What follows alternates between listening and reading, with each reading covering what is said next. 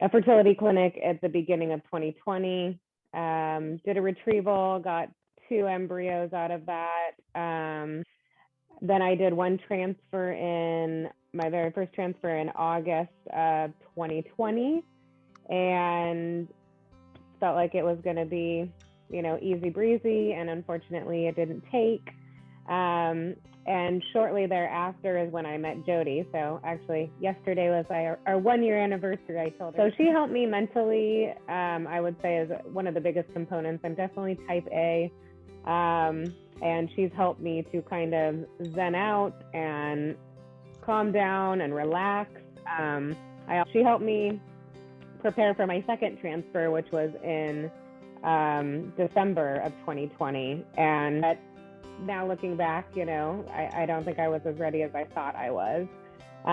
So we did the transfer, and she actually pushed me to get my my TSH checked again because it had been a while.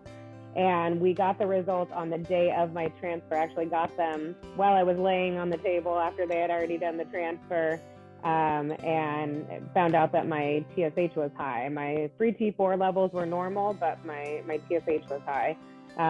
So they put me on thyroid medication, and it takes a couple weeks to build up in your system. So Jody believes, and looking back now, I do too, that the thyroid probably had an impact on that transfer.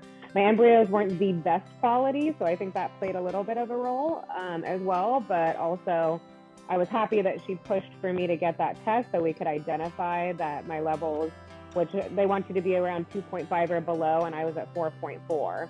And when I had originally tested, I was normal. So what I learned is when you're putting all these different hormones in your body, your system, your endocrine system all works together, obviously, and you can, things can change. So it's important to stay on top of that and to make sure that, even if your doctor doesn't think you need that test, again, that you advocate for yourself. But the good news was during that time, I was taking all the herbs and doing all the right things and preparing myself for transfer or retrieval and transfer if we got to that point. So in May, we did another egg retrieval, ended up getting another 2 embryos, pulled 15 eggs, I think that time, but 2 of them were PGT normal.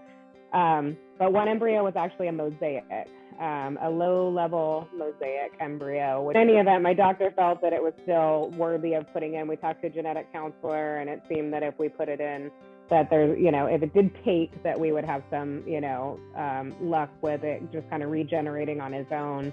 And correcting itself in utero. So in July, I was ready. We went into our transfer, and we decided to put in both embryos because we knew the one had a very low chance of even implanting, and I didn't feel good just leaving that one behind. So we decided to put both in and see what happens. And I am pregnant with twins. They have both been right on track. They're both within about a day. They're right on schedule for where they should be. Their heart rates are strong. And I will be 12 weeks on Sunday. So